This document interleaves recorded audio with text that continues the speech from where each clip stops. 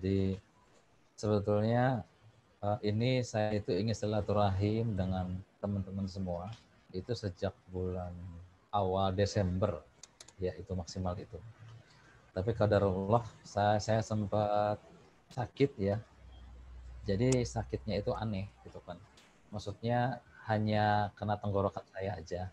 Kan sekarang memang lagi ini ya, wabah pandemi ini lagi memang sedang naik-naiknya ini. Nah, jadi tidak ada demam, tidak ada apa, cuman saya itu hampir 1 bulan lebih nggak bisa bicara itu. Coach Kuncoro itu tahu itu ketika kita meeting berkali-kali ya saya hanya mendengarkan, ngasih pendapat dengan agak sedikit berbisik-bisik gitu kan ya. Nah, jadi ini pun ketika akan mulai pun sebetulnya ini masih belum maksimal, paling suara saya masih sekitar 80% ya gitu ya. Jadi nanti mohon maaf kalau saya agak banyak minum jadinya. Kalau nggak banyak minum nanti ini apa namanya paro suara saya. Nah jadi itu apa sebagai pengantar ya. Jadi agak terlambat memang kita waktu silaturahimnya, tapi tidak apa-apa ya kan. Lebih baik terlambat kita jalankan gitu kan ya daripada nggak ada daripada nggak berjalan gitu kan ya. Nah terkait dengan fikih muamalah ini saya berasumsi sebetulnya saya yakin insya Allah sahabat-sahabat semua sudah cukup paham lah terkait dengan fikih muamalah secara umum gitu ya. Karena kan aktivitas muamalah itu ya jual beli, akad dan lain sebagainya itu adalah aktivitas yang rutin seharusnya terjadi dalam kehidupan kita. Jadi tidak bisa dipungkiri bahwa itu akan kita jalankan aktivitas muamalah itu. Nah, jadi sebagaimana kaidah yang pernah saya sampaikan di pertemuan awal bahwa ada kaidah usul fikih yang mengatakan al aslu fil af'al taqayyud bi ahkami syar'i. Jadi hukum asal sebuah perbuatan itu adalah terkait dengan hukum syara. Maka setiap apapun bentuk perbuatan yang akan kita jalankan, maka kita wajibnya itu tahu dulu perbuatannya, hukumnya. Setelah kita hukumnya tahu, baru kita menjalankan. Jadi jangan dibalik. Kita jalan dulu, setelah kita jalan, oh ternyata kita terbentur dengan kesalahan dengan alasan begini. Oh kalau seandainya nggak tahu kan ada apa ya yang namanya orang nggak tahu gitu kan. Kan memang ada yang menyampaikan berpendapat bahwa kalau nggak tahu ya dirusoh, diringankan atau diampuni. Nah, tapi setelah tahu ini maka nggak begitu. Jadi kita itu harusnya tahu dulu hukum syaranya, setelah itu baru kita menjalankan perbuatan tersebut. Nah, apalagi ini emas, emas ini khusus gitu kan ya. Jadi Rasulullah mengkategorikan emas itu termasuk ke dalam kategori 6 barang ribawi.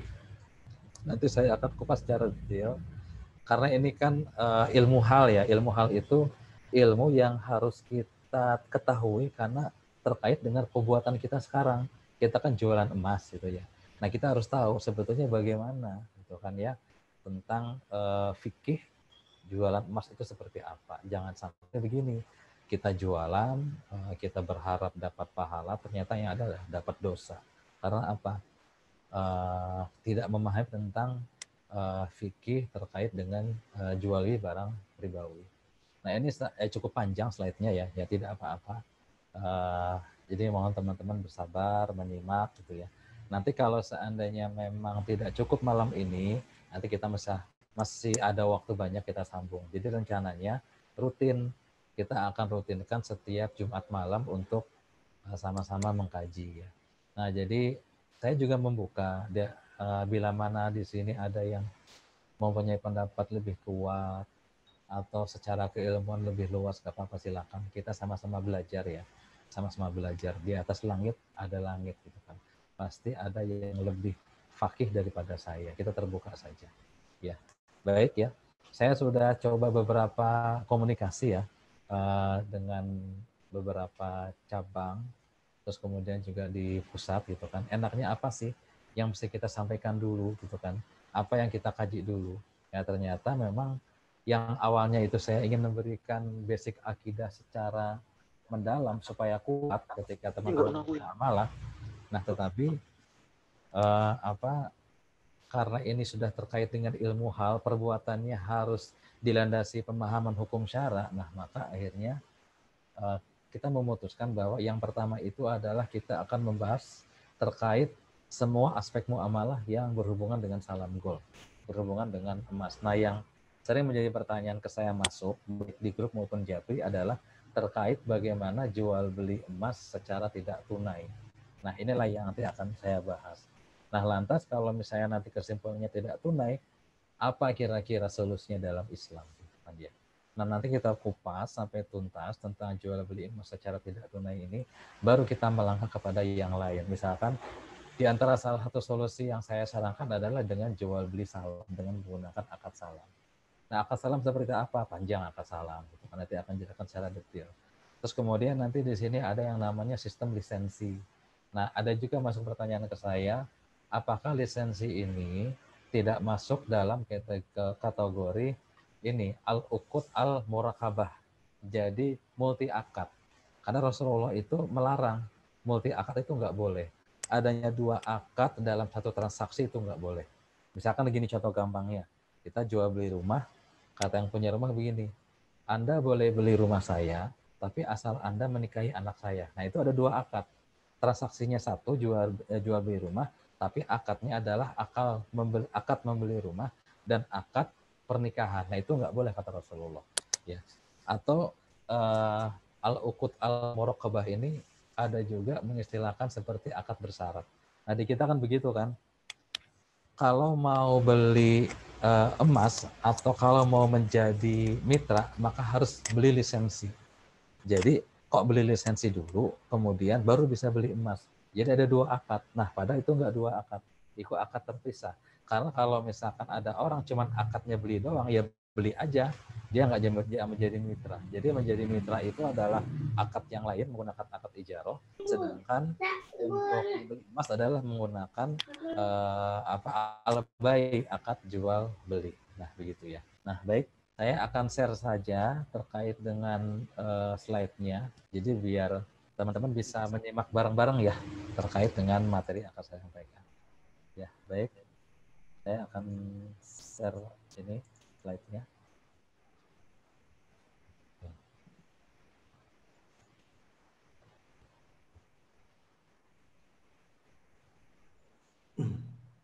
Ya.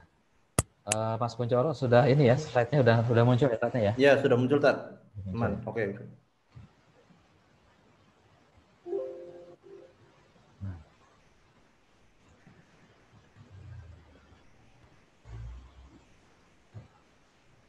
Ya, baik. Bentar, ini slide-nya terlalu besar di saya, jadi yang sebelah kanan jadi ketutup sama ini, ketutup sama foto-foto. Bentar, slide-nya akan saya kecilkan dulu ya.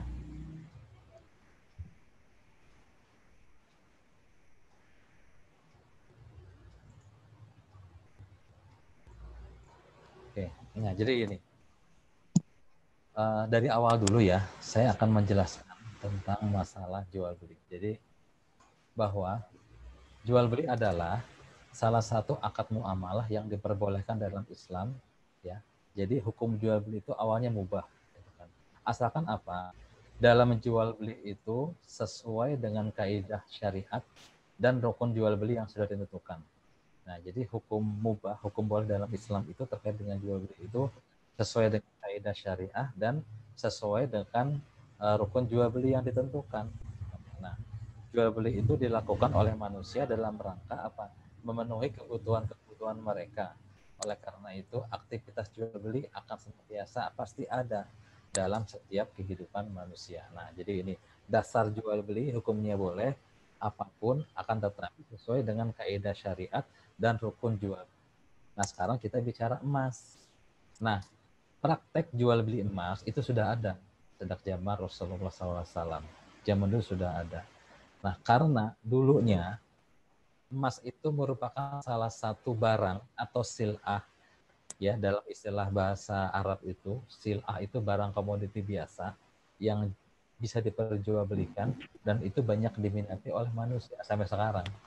Siapa sih yang nggak suka emas? Gitu kan? Pasti orang akan suka emas. Gitu kan? Nah, cuma saat itu selain sebagai barang komoditi atau sil'a, emas itu dia berfungsi sebagai alat tukar atau saman. Nah, itu fakta emas dulu. Kita bicara tentang masalah hukum fikih, kita mesti bicara tentang manatnya, ya, tentang fakta hukumnya. Jadi emas itu ada yang namanya sil'ah, ada yang namanya saman, ada yang namanya dikatakan komoditi, ada yang namanya dikatakan sebagai alat tukar, ya. Nah, saat itu sebagai alat tukar atau alat pembelian itu dalam bentuk dinar saat itu. Sekarang juga masih ada dinar gitu kan ya, cuman dinar sekarang sudah bukan menjadi alat tukar. Kemudian, nah di sini, nah tentu tidak ada satupun yang tidak diatur di dalam Islam. Nah, Islam memberikan pedoman agar jual beli emas ini tidak terjerumus ke dalam riba, gitu ya. Kita tahu bahwa riba ini adalah dosa yang sangat besar, gitu kan ya. Ya, yang membahayakan manusia baik dunia maupun di akhirat. Gitu kan ya. Nah, jadi betul ketahui ya, satu-satunya riba, ya, satu-satunya hukum ya yang Allah itu mengancam di dalam Al-Quran bahwa orang yang melakukan riba itu dia seperti yang ngajak perang, gitu kan ya. Bayangkan ngajak perang dengan Allah. Bagaimana bisa itu? Itu saking dosanya. Nah, oleh karena itu kita harus berhati-hati terhadap dosa riba ini. Nah, ternyata dosa riba ini terdapat di dalam jual beli emas, gitu kan ya. Nah, oleh karena itu ini adalah hal yang banyak dikhawatirkan oleh kaum muslimin ya, terutama tentang jual beli emas secara online. Nah, jadi banyak para ulama berpendapat bahwa jika jual beli itu dilakukan secara tidak tunai atau dalam bahasa fikihnya adalah yadan biyadin, maka masuk ke dalam praktek riba. Nah, tapi sebelum kita bicara tentang masalah jual beli emas secara online, kita pasti tahu dulu riba itu apa. Karena kan kalau kebanyakan orang awam ya bicara riba ya paling ya sekedar kalau pinjam 1 juta kemudian dilebihkan menjadi 100.000. Nah, yang 100.000 itu riba itu kan ya. Nah, padahal sekarang ini karena begitu kompleksnya jenis muamalah, riba itu bisa berubah bentuk dalam konteks yang samar, yang tidak bisa. Kadang-kadang kaum muslimin kalau tidak detail mengetahui hukum fikih itu tidak paham tentang riba tersebut. Ya, kita lanjut ya. Nah, oke, kita bicara masalah riba dulu. Riba ya dalam bahasa Arab itu artinya adalah sebagai az-ziyadah. Ziyadah itu tambahan artinya ya. Dalam bahasa Indonesia artinya adalah tambahan. Nah, riba merupakan suatu kegiatan pengambilan nilai tambah yang memberatkan dari sebuah akad perekonomian, baik itu jual beli maupun adalah akad piutang, akad utang piutang, gitu kan dia. Nah, atau riba juga merujuk pada kelebihan dari jumlah uang pokok yang dipinjamkan oleh pemberi pinjaman ke orang yang meminjam. Itu. Nah, ini contoh nih, ya. Sekalian kita ulas mengenai klasifikasi riba. Jadi biar teman-teman itu tahu di mana sih letak ribanya di dalam jual beli online itu. Kan ini kan jual beli gitu kan. Kenapa jadi ada riba itu kan ya. Nah, mungkin orang-orang aneh. Nah, padahal riba ya menurut pandang Islam itu ada dua. Yang pertama ada namanya riba nasi'ah dan yang kedua adalah riba fadl. Ya. Pertama, riba nasi'ah adalah tambahan yang disyaratkan, yang diambil oleh pihak yang memberikan hutang atau kreditor dari orang yang berhutang atau debitor karena adanya tempo. Gitu. Nah, jadi ada tambahan, gitu kan ya, yang diisyaratkan. Ini contoh misalkan kreditor ya memberikan hutang kepada debitor 1 juta dengan tempo pengembalian diangsur selama 10 bulan dengan bunga. Nah, bunga ini adalah riba 10% setiap bulan. Nah, maka si kreditor yang minjem tadi harus mengembalikan setiap bulannya 110.000 sehingga total pengembaliannya adalah dikalikan 10 menjadi 1.100.000. Nah, tambahan yang 100.000 itu adalah yang disebut dengan riba. Ini clear saya kira. Sudah paham banyak kaum muslimin tahu tentang riba nasi'ah. Nah, kemudian yang kedua adalah riba fadl. Ya. Jadi riba fadl adalah tambahan yang ada pada pertukaran barang riba ya dengan barang riba sejenisnya dan adanya penangguhan penyerahan atau penerimaan jenis barang ribawi ketika terjadi transaksi jual beli. Nah, itu ya, riba fadl itu. Pertukaran barang riba dengan barang riba. Nah, otomatis kita tahu apa sih yang dimaksud dengan barang riba ini. Nah, ada hadisnya tentang 6 barang ribawi gitu ya. Nanti saya sebutkan di sini, kita jelaskan. Kemudian ketika terjadi pertukaran ada penangguhan ya. Jual beli emas ada penangguhan penyerahannya. Itu bisa jadi riba. Masuk dalam konteks arti riba gitu kan. Yang ketiga adalah penerimaan jenis barang ribawi ketika terjadi transaksi jual beli ya, itu ataunya. Nanti lagi ada syarat berikutnya adalah harus semisal ya. Nanti kupasannya lebih dalam itu akan kita kupas terkait kita mendalami hadis tentang barang ribawi. Nah, itu dulu ya, 2 tentang jenis riba ya. Ada riba nasi'ah, ada riba fadl. Ini harus dipahami ini. Bukan begini. Oh, kita kan nggak harus sekolah ya, jadi nggak akan ada ujian. Jangan begitu. Ini adalah terkait dengan aktivitas muamalah kita. Kita harus paham, gitu kan. Karena itu kan keren kan. Semua mitra salam gol paham terkait dengan masalah riba. Ketika ada orang menjelaskan tentang, loh ini nggak boleh, kita bisa menjelaskan. Ya, ini riba apa nih? Balikin aja, riba nasi'ah atau riba fadl. Nah, di sini yang harus substansinya harus kita pahami. Kemudian, nah, tadi saya sudah sampaikan bahwa tentang riba nasi'ah ini adalah sudah dipahami oleh kaum muslimin. Keharamannya akan praktik tersebut karena jelas. Di dalam Quran surat Al-Baqarah ayat 275 Allah berfirman, "A'udzubillahi minasyaitonir rajim. Wa ahallallahu bai'a wa harramar riba." Allah telah menghalalkan jual beli dan mengharamkan riba. Jadi sudah jelas itu mah. Kalau bicara tentang masalah penggalian hukum ya, maka ini adalah sumbernya qot'i karena dari Al-Qur'an. Sumbernya qot'i, kemudian korinahnya juga qot'i, indikasinya juga qot'i. Jadi tidak bisa dibantah.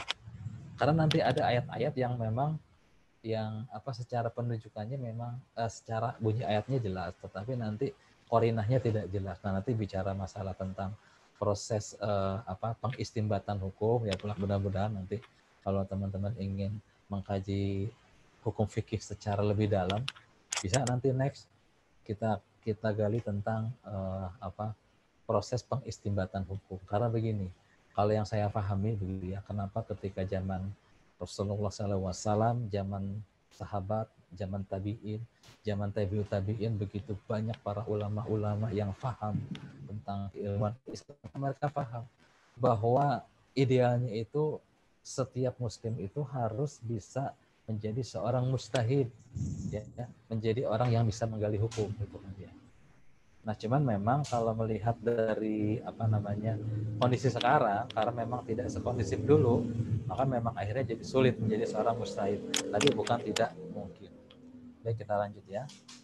Kemudian, nah, tetapi yang menjadi fokus pembahasan di tulisan ini atau dalam pembahasan ini adalah riba fadl. Ini tulisan ini maksudnya adalah memang ini tulisan saya, gitu kan. Jadi saya coba meramu sesimpel mungkin, mudah-mudahan bisa dipahami, juga berikut dengan beberapa contoh-contoh kasus. Karena tentang jual beli emas secara tidak online ini tidak hanya terjadi di salam saja, gitu kan. Bisa jadi juga mungkin ada di bisnis-bisnis yang lain, bentuk jual beli yang lain. Sekarang banyak ya, ada namanya dinaran yang punyanya Pak Mardigu Wowu itu, terus ada Lotus Arci, itu banyak hari modelnya. Nah, nanti buat pengembangan boleh suatu saat gimana hukumnya dinaran itu. Ada, kalau secara gambaran sih saya sampaikan bahwa jual beli emas secara digital itu nggak boleh, itu haram hukumnya. Jadi kayak dinaran itu nggak boleh. Nah, begitu ya. Oke. Nah, jadi yang fokus pembahasan ini adalah tentang riba fadl. Jadi riba yang dimungkinkan terjadi di dalam jual beli emas secara tidak tunai, ya, atau dengan cara kredit dan penyerahan emasnya tidak secara langsung. Nah, biasanya sebelum kita bahas mengenai sebuah case, maka tentang hukum fikihnya Coba kita amati dulu tentang fakta jual beli emas seperti apa sih secara online itu. Nah, ini contoh satu ya. Ada fakta begini. Pembeli buka website ya yang dagang emas. Lihat-lihat, setelah milih dibeli. Nah, ketika pembelian dia menghubungi penjual lewat media online ya. Bisa lewat website langsung atau yang lain, bisa SMS, BBM ya. Dulu waktu kita masih ada BBM. Sekarang sudah nggak ada kayaknya. WhatsApp, Telegram, dan lain-lain gitu kan ya. Tawar-menawar dan transaksi. Ketika deal, nah penjual akan meminta pembeli kirim uang, transfer. Itu bisa macam-macam juga, itu mah teknis ya. Bisa transfer bank, bisa PayPal, dan lain sebagainya. Nah, setelah uang diterima pembeli, penjual baru mengirim emas melalui ekspedisi. Ya, kurirnya banyak sekarang. Lagi ini nih, lagi kurir online lagi naik daun nih sekarang ini nih, karena memang kondisi pandemi ini orang menjadikan alternatif bisnis online. Nah, barang sampai di tangan pembeli itu 1 hari atau lebih, bergantung kepada jarak. Itu fakta yang pertama. Kemudian fakta kedua, ya, pembeli buka website, kemudian dia lihat barang, pilih emas, kemudian lihat jumlah yang akan dibeli. Kemudian pembeli mendapat informasi bahwa di kota tempat dia tinggal terdapat perwakilan cabang, ya, dealer, distributor, atau reseller dari penjual emas tersebut. Ini kayak kita ya. Jadi setelah misalkan pembeli ngelihat di website kita, oh ada nih Salam Gol nih. Pas dilihat, oh dia ternyata tinggal di Semarang. Di Semarang ada cabang. Wah, cabang terlalu besar Jawa Tengah. Lihat sekitar kota dia, oh ada nih dealer Semarang. Oh, tapi kejauhan. Ada distributornya level kecamatan. Oh, itu aja deh. Tapi ada juga yang satu kelurahan. Nah, setelah tahu di mana menghubungi perwakilan tersebut, maka dia melakukan transaksi jual beli. Ya, itu ya. Nah, jika alamat perwakilan tersebut terjangkau oleh pembeli, maka transaksi akan dilakukan secara online. Nah, ya, dan biadin, cash and carry. Tapi jika alamatnya itu jauh, tidak terjangkau, maka jual beli dilakukan secara online. Begitu. Nah, pembayaran terlebih dahulu dilakukan secara kontan oleh pembeli. Setelah itu emas dikirim melalui jasa ekspedisi. Nah, di sini juga ada jual beli secara tidak online begitu ya. Nah, lanjut ya.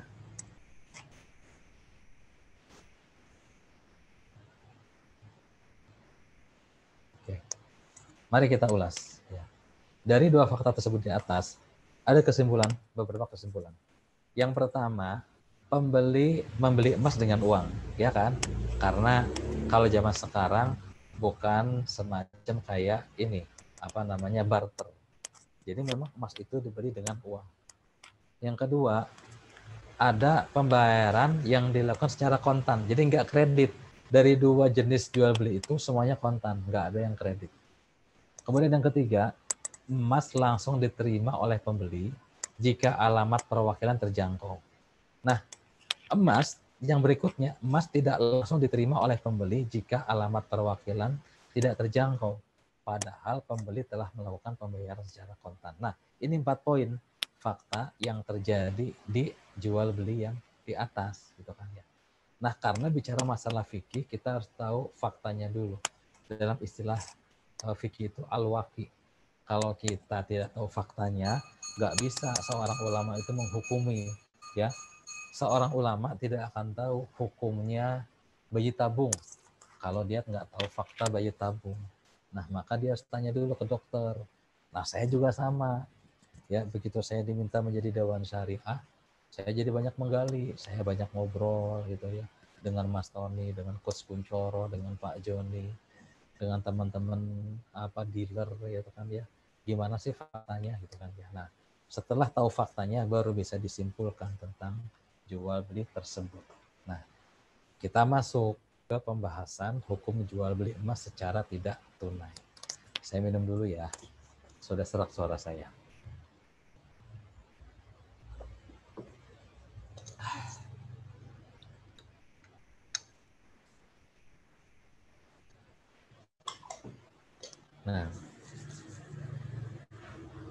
Nah, jadi gini.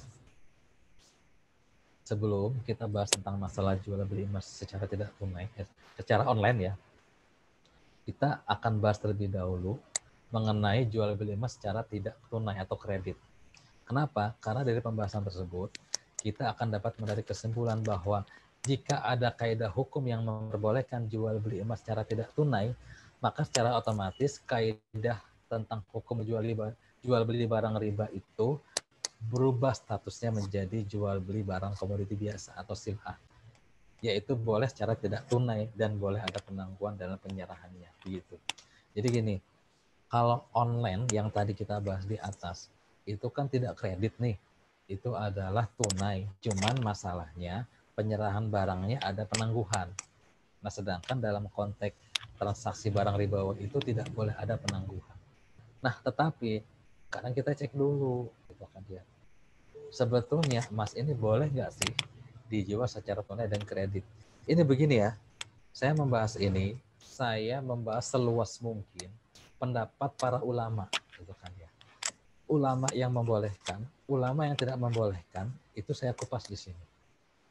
Nanti bagaimana kesimpulannya yang akan kita jalankan? Nah sebetulnya, nanti kan begini, di awal sudah dikatakan ya, bahwa jual beli emas yang kita jalankan ini sudah sesuai dengan fatwa MUI ya, sesuai bahwa boleh jual beli emas secara tidak tunai. Nah kan begini, ketika kita menjalankan kan teman-teman kan bisa jadi punya pandangan sendiri-sendiri gitu kan ya. Nah kita kan mesti mengakomodir nih ya kan, walaupun MUI sudah mengatakan demikian, tetapi ketika punya guru ya atau mentarjih ternyata lebih punya pendapat menurut saya kok lebih kuat yang ini sih apa yang saya jalankan, silakan. Nah cuman kita kan tetap kalau dalam Islam ini, insya Allah Islam itu memudahkan. Jangan sampai kita memegang sebuah pendapat tapi ternyata itu menyulitkan. Pasti akan ada banyak solusi gitu kan ya di dalam hukum syariah itu. Jadi hukum syariah itu hadir bukan mempersulit, tapi dia memudahkan. Gitu ya. Nah, kita coba dulu, ada nggak sih kira-kira bahasan hukum jual beli emas ini boleh kredit ya, tidak tunai. Nah, kalau kita lihat terkait dengan jual beli emas yang dijelaskan di dalam Islam, jadi jual beli emas secara tidak tunai adalah suatu permasalahan fikih yang sifatnya kontemporer, jadi baru. Gitu kan. Bisa jadi mungkin dulu orang nggak terpikir, ya kan, ada jual beli emas secara tidak tunai. Karena kan kalau dulu kan tidak ada ekspedisi, kemudian juga muamalah juga skupnya dekat, ya hanya satu kota, itu kan ya. Jadi tidak sampai kayak sekarang. Sekarang ada ekspedisi, orang bisa dikirim, gitu kan ya. Ada online, ada website, segala macam gitu kan dia. Ini adalah masalah kontemporer. Jadi perlu dibahas dan perlu dicarikan solusinya. Karena jika tidak demikian, maka kaum muslimin akan mengalami banyak kesulitan dalam transaksi jual beli emas ini. Gitu. Nah, jadi ini adalah masalah fikih kontemporer yang dulu memang tidak ada, gitu kan ya. Nah, sekarang kita kupas tentang pendapat sebagian ulama yang melarang jual beli secara tidak tunai. Nah, terkait dengan hukum ini, maka pedoman emas ya secara umum itu mengacu kepada hadis Rasulullah SAW ya dari Ubadah bin Samit radhiyallahu an, bahwa Rasulullah bersabda ya, apa isinya? Adzahabu bidzahbi wal fiddah bil fiddah wal bur bil bur wasyair bisyair wat tamar wil tamar wal milhu bil milhi. Nah ini mislan bi mislin, sawaun bisawain ya dan biadin. Faidah talafat hadihil asnaf fabai'u kaifa syi'tum ya idza kana yadan biyadin. Nah itu kata Rasulullah. Jadi Rasulullah itu menyampaikan kepada kita, emas dengan emas ya, perak dengan perak, bur dengan bur, syair dengan syair, tamar bitamar, garam dan garam. Nah ini ada 6, emas, perak, bur, syair, tamar, dan garam. Ya, ini gini, mungkin teman-teman suka bingung ya, bur itu apa, syair itu apa, gitu. Bur itu gandum, kan ya. Nah, syair itu apa? Jua, ya, semacam gandum juga, tapi kalau para ulama itu sering mengatakan ini adalah juawut. Jadi gandum tapi dengan bentuk yang lain gitu kan ya. Di kita emang agak jarang juawut itu. Kita taunya cuma gandum doang. Nah, 6 ini masuk dalam barang ribawi ya. Kalau jual beli kadarnya harus semisal dan sama gitu kan ya. Kemudian dari tangan ke tangan atau kontan ya dan biadin. Jika jenisnya berbeda, maka jualah sesuka kalian selama dilakukan dari tangan ke tangan, yaitu kontan. Ya, jadi kalau barter boleh, gitu kan ya. Emas dengan perak barter boleh, tapi harus sama itunya kadarnya. Misalkan kalau emas 1 gram itu takarannya adalah kalau misalkan mau perak ya perak kan sekarang segram itu kalau nggak salah sekitar 70 ribuan gitu kan ya, maka harus berapa perak itu sehingga mencapai 1 gram emas. Nah, itu terkait dengan hujah atau hadis tentang larangan jual beli emas secara tidak tunai ya. Nah, dari hadis tadi itu ya ada beberapa pedoman ya dalam transaksi jual beli. Yang pertama adalah transaksi barter komoditi ribawi yang sejenisnya sama. Ya, maka dalam transaksinya disyaratkan 2 syarat. Yang satu sama nilainya dan apa? Al-hudul wa taqabuh. Jadi apa artinya? Langsung terima di majelis akad atau kontan. Jadi kalau barter sama nilainya dan harus kontan. Kenapa? Berdasarkan sabda Rasulullah SAW dalam hadis tersebut apa? Mislan bimislin, harus semisal, sawaun bisawain, ya dan biadin, gitu kan. Sama nilainya, ya takarannya sama, kemudian semisal, ya sama juga kadarnya, terus kemudian ya dan biadin, harus kontan di majelis akad. Contohnya apa? Barter emas dengan emas, barter perak dengan perak, barter uang dengan uang, begitu. Nah, ini kaidah yang pertama dari hadis itu. Yang kedua, transaksi komoditi ribawi yang beda jenisnya, maka dalam transaksinya disyaratkan satu syarat. Apa? Al-hulul wa taqabuh. Langsung serah terima di majelis akad. Jadi kalau beda jenisnya itu juga harus langsung di majelis akad. Ya, kembali kepada hadis tadi, faidah talafat hadil asnaf. Ya. Jika jenisnya berbeda, fabai'u kaifa syi'tum. Jual sesuka kalian selama dilakukan apa ida karena ya dan biadin, selama dilakukan dari tangan ke tangan atau kontan. Jadi ya dan biadin itu tangan ke tangan. Jadi orang ngasih uang, kita terima barang gitu kan. Itu makanya bahasanya ya dan biadin, kontan atau cash and carry ya. Contoh apa? Membeli emas dengan uang, membeli emas dengan perak, membeli perak dengan uang. Nah, semua itu boleh, beda nilainya. Nah, sekarang kita kan membeli emas dengan uang, itu boleh ya. Gitu. Itu boleh beda nilainya karena kan memang susah ditakar. 1 gram misalkan awalnya dulu 500.000, sekarang sudah 1 juta, kan nilai uangnya sudah berbeda karena uang menyesuaikan dari harga pasaran emas. Demikian ya. Yang ketiga, transaksi barter komoditi ribawi dengan non komoditi ribawi ya. Ini kalau beda ya, barter lebih beda, maka dalam transaksinya tidak disyaratkan apa-apa ya. Tidak disyaratkan sama nilainya ataupun al-hulud wa taqabuh. Jadi langsung serah terima di majelis akad kontan. Contoh, membeli emas dengan maju, membeli perak dengan buku dan lain-lain. Jadi kalau kita beli emasnya misalkan 1 gram, saya punya duren nih, duren yang 1 kilo 100.000. Oh, saya punya duren 10 kilo, saya tuker deh emasnya dengan duren 10 kilo, kan sama-sama tuh jumlahnya itu. Maka nggak ada syarat, boleh gitu kan ya. Tidak disyaratkan sama nilainya ataupun al-hulud wa taqabuh. Jangankan 10 kilo duren, kita cuman punya durian 1 misalkan ya, tukar dong sama emas 1 gram, nggak ada masalah, boleh gitu kan ya. Dan tidak harus ya dan biadin, jadi silakan saja gitu kan ya. Jadi kalau mau ngakalin lebih yakin bisa sebetulnya beli emas dengan yang lain, dengan baju, dengan perak gitu kan ya, nggak jadi masalah itu kan ya, boleh, itu tidak terikat dengan kaidah komoditi barang ribawi gitu. Nah jadi berdasarkan ketiga pedoman tersebut di atas, maka jual beli emas termasuk ke dalam pedoman yang kedua, yaitu apa? Transaksi komoditi ribawi yang beda jenisnya. Apa? Yang kita lakukan sekarang nih, membeli emas dengan uang, ya kan? Maka dalam transaksinya boleh beda nilainya, tapi harus langsung serah terima di majelis akad atau kontan.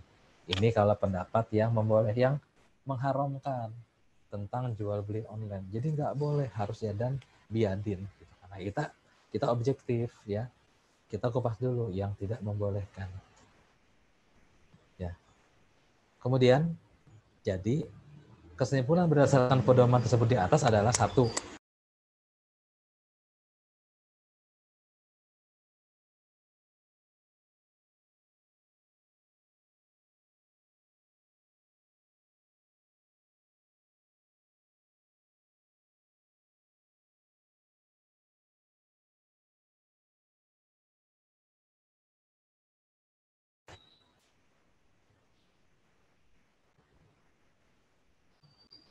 Nah, ini fakta yang pertama, ya kan? Ini beda dengan kita, gitu kan ya.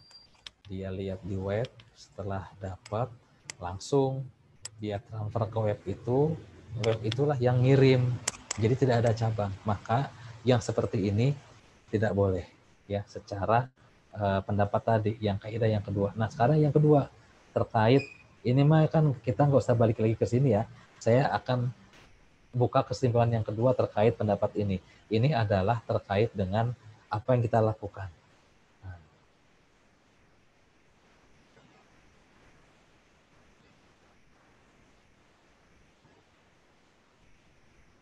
Sudah jam 8.50. Nah, ini yang kedua. Nah, fakta ke-1, jual beli emas secara online di atas dapat memiliki 2 status hukum. Ya. Ya. Oh, ini berarti bukan ke-1 nih, fakta kedua nih. Ya, ini salah nih, salah ngetik nih. Ya.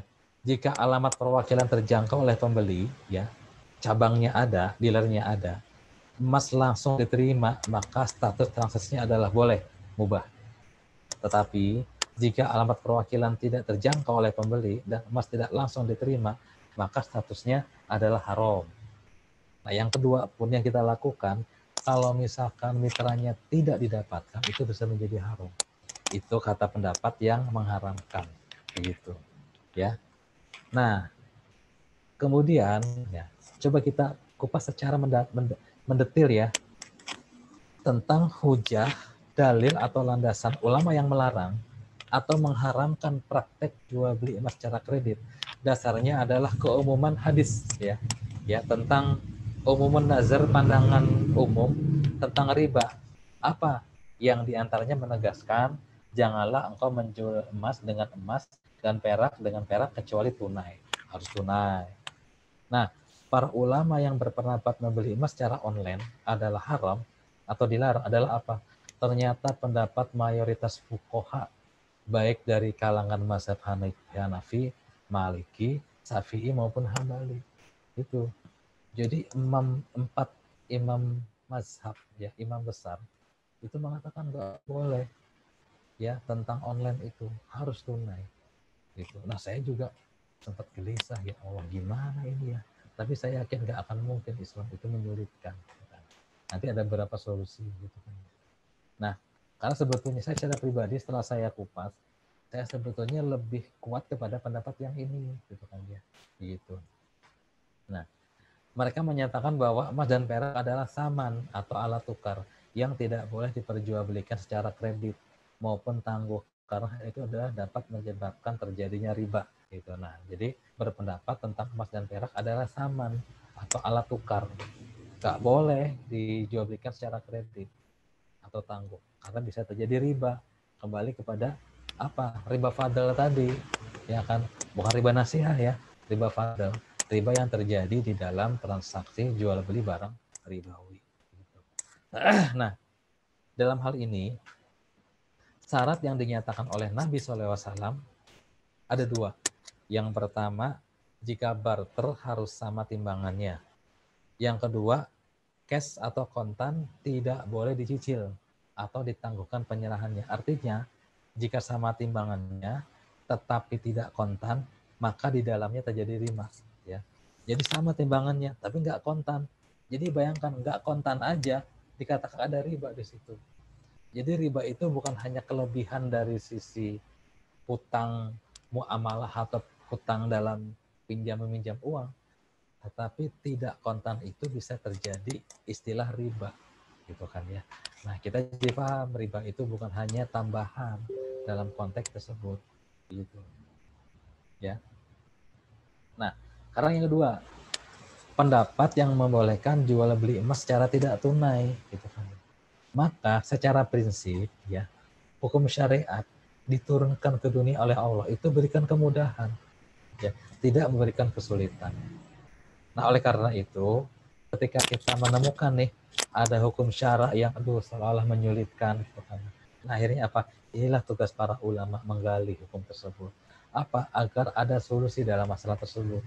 Nah, ini kan ada kendala tadi ini terkait dengan jual beli online. Wah, kayaknya jadi sulit ya. Nah, ini tugas para ulama menggali. Tapi ingat ya, bukan ngakalin hukum syara, bukan kita mencoba mencari rukhsah atau keringanan, tidak. Tapi memang melalui penggalian ya, proses pengistimbatan yang sesuai dengan kaidah para mujtahid tentang penggalian hukum. Harus begitu. Jadi nggak boleh mencari-cari rukhsah atau keringanan.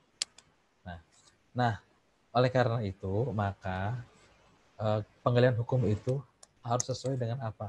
4 sumber hukum dalam Islam, yaitu apa? Quran, Sunnah, Ijma, dan Qiyas. 4 hal itu. Dan itu atau serta di apa namanya sesuai dengan kaidah hukum yang sudah disepakati oleh para ulama. Nah, para ulama yang berpendapat bahwa jual beli emas secara tidak tunai itu adalah mubah atau boleh adalah siapa? Pendapatnya Ibnu Taimiyah dan muridnya Ibnu Qayyim al-Jauzi. Ya, otomatis ya, murid pasti akan ngikut pendapat guru gitu kan ya. Tapi nggak cuma sekedar taklid, karena Ibnu Qayyim juga menggali ternyata memang cukup kuat juga hujahnya gitu kan ya. Dan ulama kontemporer yang sependapat dengan keduanya. Jadi ulama-ulama sekarang juga banyak ya, termasuk MUI itu termasuk ulama kontemporer yang sependapat dengan pendapat Ibnu Taimiyah dengan Ibnu Qayyim al-Jauzi. Jadi bagi yang berpendapat bahwa boleh, maka silakan. Karena apa? Kita taklid tapi apa namanya tahu hujahnya gitu kan ya. Jadi bukan taklid buta gitu.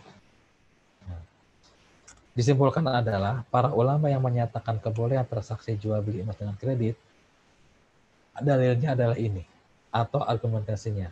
Pertama, emas dan perak itu tidak selamanya jadi alat tukar, tapi ada juga yang dijadikan sebagai barang komoditas atau barang dagangan. Istilahnya adalah barang sil'ah yang biasa diperjualbelikan. Ya kan? Laptop, mouse, gitar, meja, kursi, itu namanya sil'ah. Nah, barang-barang seperti itu nggak terkait dengan barang ribawi. Nah, konteks emas itu konteksnya ada yang sil'ah barang biasa, ada yang saman. Nah, saman itu adalah tadi dinar itu saman alat tukar. Nah, sekarang emas itu kan bukan alat tukar ya. Gak kalung, perhiasan, cincin, emas kecil-kecil yang kita jual belikan. Nah, itu bukan saman, tapi itu adalah sil'ah. Nah, ulama berpendapat bahwa ini sudah sil'ah, jadi bukan masuk dalam kategori barang ribawi, maka boleh kayak barang biasa aja gitu. Jangankan tidak ya dan biadin, kredit pun nggak ada masalah. Itu yang pertama. Yang kedua, manusia sangat butuh untuk melakukan jual beli emas. Kalau tidak diperbolehkan jual beli emas secara angsuran, maka rusaklah kemaslahatan manusia dan mereka akan mengalami banyak kesulitan. Itu ya yang kedua, pendapat para ulama. Jadi ada aspek kemaslahatan dalam hal ini. Yang ketiga, nah, emas dan perak setelah dibentuk menjadi perhiasan, maka dia berubah menjadi layaknya pakaian dan barang, bukan saman lagi, atau harga, atau alat bayar, atau uang. Karena itu tidak terjadi riba dalam pertukaran atau jual beli antara perhiasan dengan harga atau uang, ya. Karena kan uang ya sekarang samannya itu adalah uang. Nah, begitu juga tidak ada riba dalam pertukaran atau jual beli antara harga dengan barang lainnya meskipun bukan dari jenis yang sama, begitu. Itu yang ketiga, karena menganggap bahwa emas perak sekarang ini sudah bukan konteks alat tukar lagi. Karena apa? Sekarang ya emas dan perak sebagai alat tukar sudah nggak dipakai, dirham nggak dipakai, dinar tidak dipakai. Maka statusnya emas yang banyak di pasaran itu termasuk emas kecil-kecil itu adalah bukan saman tapi adalah sil'ah. Yang keempat ya, sekiranya pintu ya jual beli emas ini cara kredit tutup, maka tertutuplah pintu utang piutang dan masyarakat pun akan mengalami banyak kesulitan yang tidak terkira. Nah ini jadi ada 4 hujah ulama yang membolehkan jual beli emas secara tidak tunai. Oke, saya minum lagi.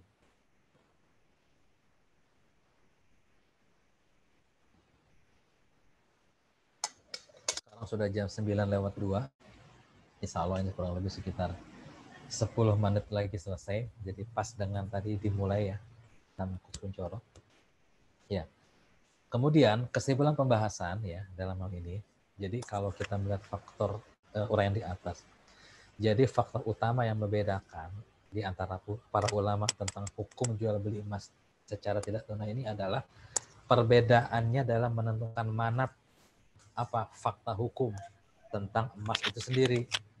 Jadi ada manatnya. Harus tahu fakta hukumnya bagaimana tentang emas itu. Yang pertama, pihak yang mengharamkan mereka berpijak kepada fakta bahwa emas dan perak sebagai saman atau alat tukar uang dan harga. Karena itu berlaku hadis riba di atas. Transaksi jual belinya harus kontan dan tidak boleh ditangguhkan penyerahannya. Itu yang pertama.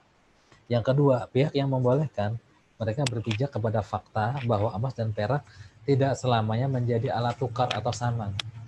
Tetapi ada juga yang berbentuk sebagai barang komoditas dagangan, sehingga statusnya menjadi barang atau sil'ah yang biasa diperjualbelikan. Karena itu tidak berlaku hadis riba di atas. Nah, transaksi jual belinya tidak harus kontan dan boleh ditangguhkan penyerahannya.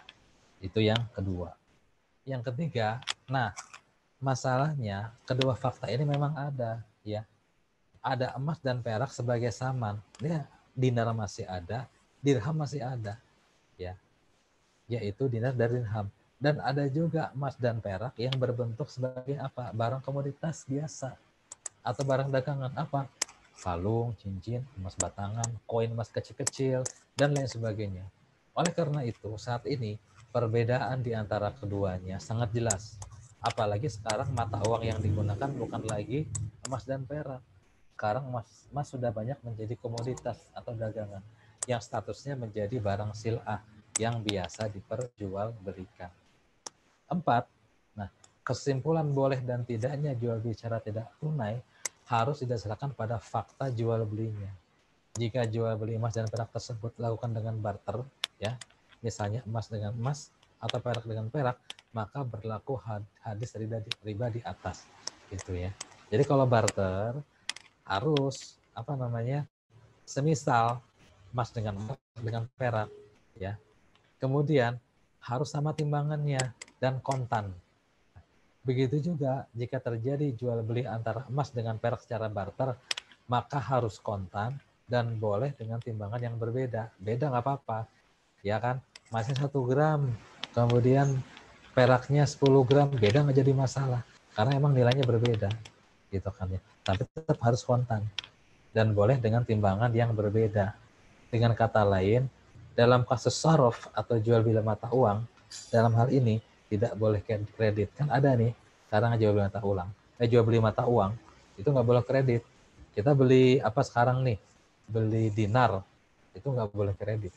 Sama juga kita beli dolar, nggak boleh kredit. Kita nukar uang nggak boleh kredit, gitu kan? Ya, harus cash, gitu ya. Nah, yang kelima, tapi jika emas dan perak tersebut menjadi komoditas dagangan seperti perhiasan, kalung, cincin, emas batangan, koin emas dan lain-lain, dan tidak dalam transaksi saraf atau jual beli mata uang, baik barter emas dengan emas maupun emas dengan perak, tetapi dalam transaksi jual beli biasa, bukan tukar menukar ya, bukan saraf ya, tapi al-bai atau jual beli, maka larangan tersebut tidak berlaku. Karena itu boleh dibeli dengan kredit atau dalam tanggungan atau zimmah gitu ya. Jadi karena pernah terjadi dulu itu jual beli kurma secara kredit begitu. Para sahabat sering kurma ini kan ya, dalam istilah tadi hadis adalah tamar. Dulu Rasulullah melihat para sahabat di Madinah suka jual beli ini apa namanya kurma, bayarnya sekarang tapi dikirimnya 1 tahun 2 tahun ke depan. Ini kan tidak ini ya apa namanya tidak cash and carry gitu kan ya. Nah itu boleh gitu kan. Dengan syarat jual beli tersebut harus sesuai dengan kaidah syariat dan hukum jual beli yang sudah ditentukan. Nah, itu kesimpulan yang kelima. Yang keenam, kesimpulan pembahasan jual beli emas secara online mengikuti kaidah jual beli emas secara tidak tunai atau kredit. Jika ada kaidah hukum yang memperbolehkan jual beli emas secara tidak tunai atau kredit, maka secara otomatis tentang kaidah hukum jual beli barang tersebut dapat berubah statusnya menjadi jual beli barang sil'ah atau komoditi yang biasa diperjualbelikan, yaitu boleh secara tidak tunai dan boleh ada penangguhan dalam penyerahannya. Jadi gini ya, maksud saya kita objektif ya. Memang di dalam fatwa MUI itu tidak membahas tentang masalah boleh kredit masalah emas.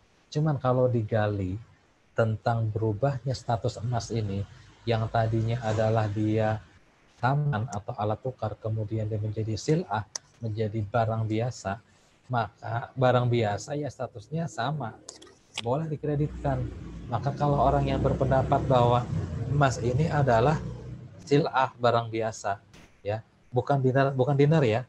Jadi kalau dinar sudah mutlak, dia adalah saman alat tukar. Tapi emas yang jadi perhiasan ya, kalung, cincin dan lain-lain, atau emas kecil-kecil. Kalau orang yang berpandangan bahwa ini adalah sebagai sil'ah alat tukar, maka status barang ribawinya hilang. Boleh diapa-apain, bahkan boleh dikredit. Kalau orang yang berpendapat begitu. Tapi kalau orang yang berpendapat haram, maka kembali kepada hukum tentang jual beli barang ribawi. Nah, itu kesimpulannya. Jadi saya mencoba secara objektif mengupas tentang dua pihak nih yang mengatakan boleh, mengatakan yang tidak. Nah, di sini kita masih belum bicara mengenai kira-kira bagaimana apa namanya solusinya gitu kan. Tetapi sebelum kita bahas itu, kita cukupkan dulu ya jam 9:09, kurang lebih sudah pas 1 jam ya. Saya kembalikan kepada host atau kepada Coach Kunchoro ya. Barangkali dari penyampaian tadi ada yang masih kurang jelas atau mungkin ada yang mau ditambahkan, silakan. Wallahu alam bisawab ya. Saya kembalikan kepada Mas Kunchoro ya, saya persilahkan ya. Mohon lebihnya saya mohon maaf bila ada kesalahan, itu adalah kehilafan ya, kealpaan saya. Kalau ada kebenaran adalah itu hidayah dari Allah Subhanahu wa taala. Baik, dari saya sekian.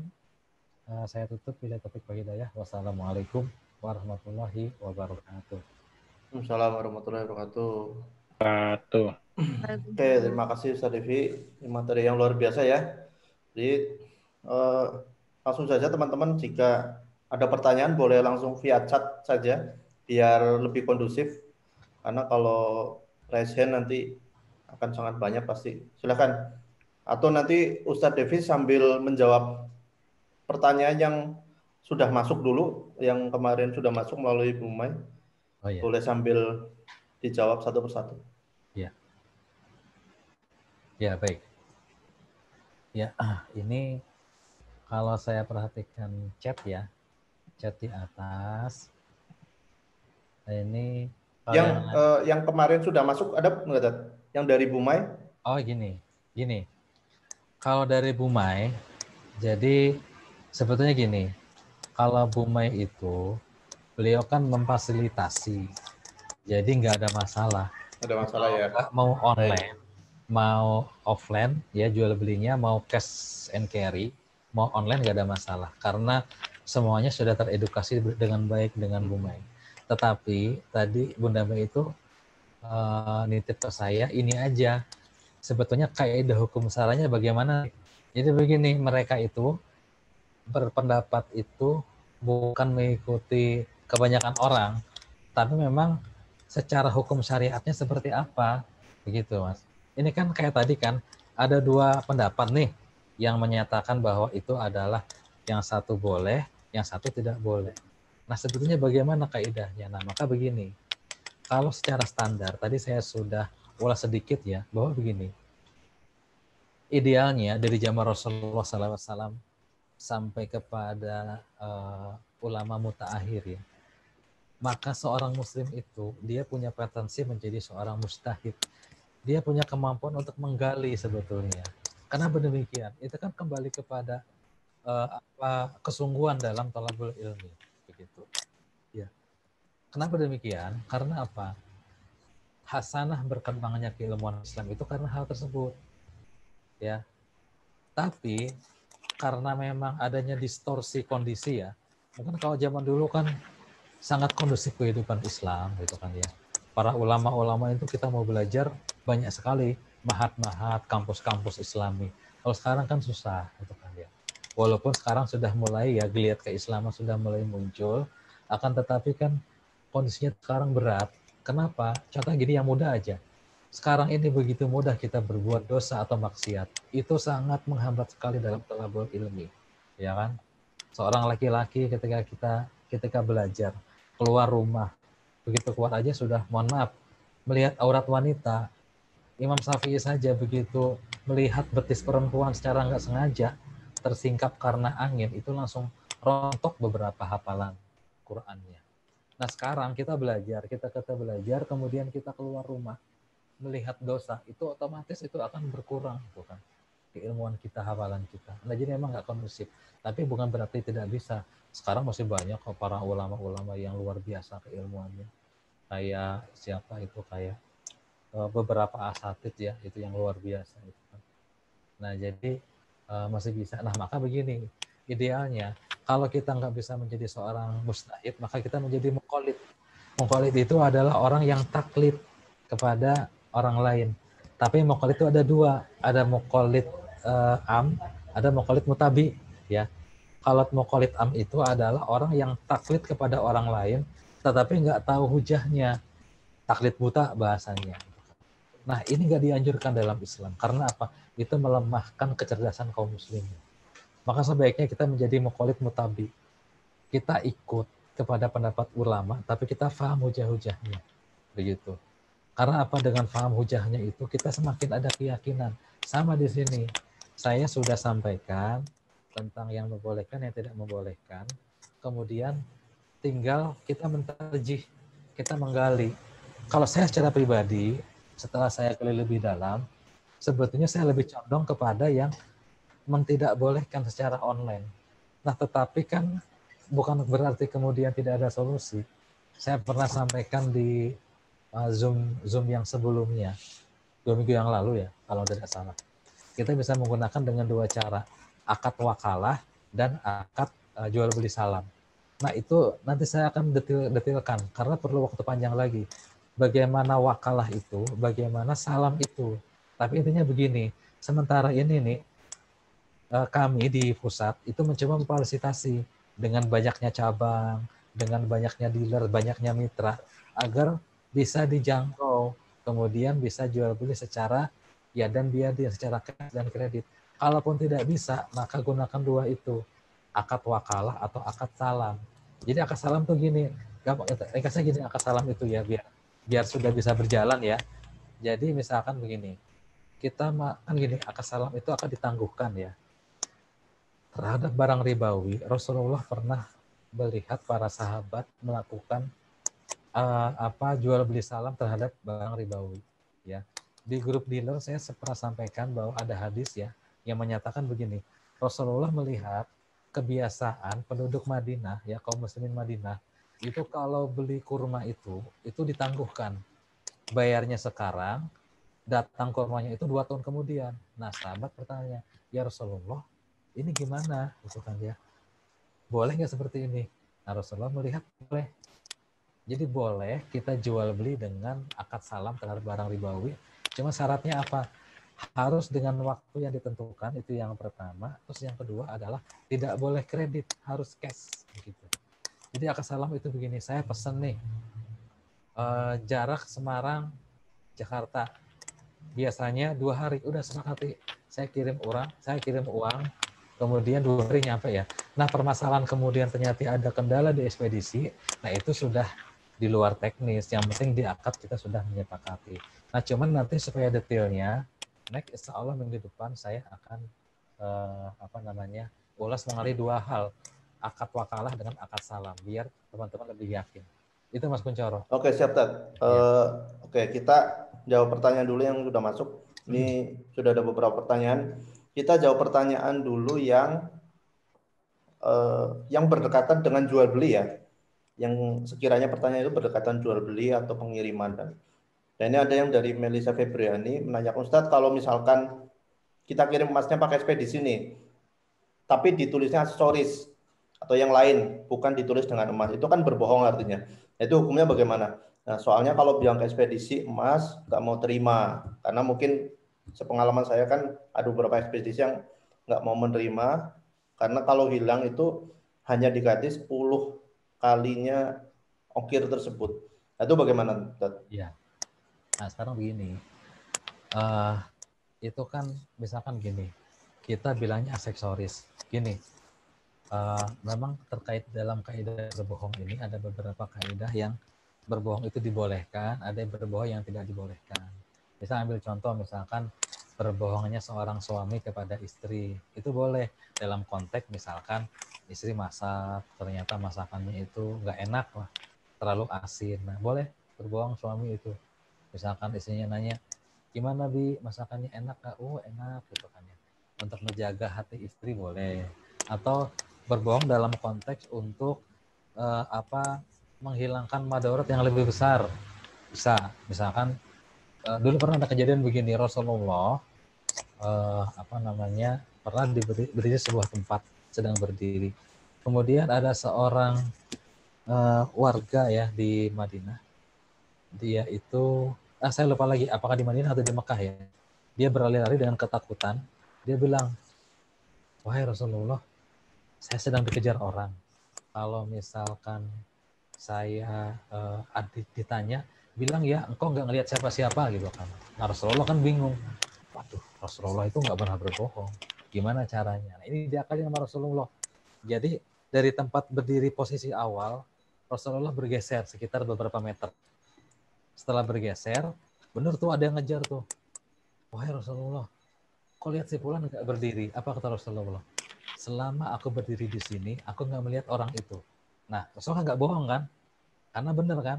Kata Rasulullah, selama aku berdiri di sini, aku tidak melihat orang tersebut. Nah, dalam konteks ini juga sama. Ini kan seperti ada kesan berbohong.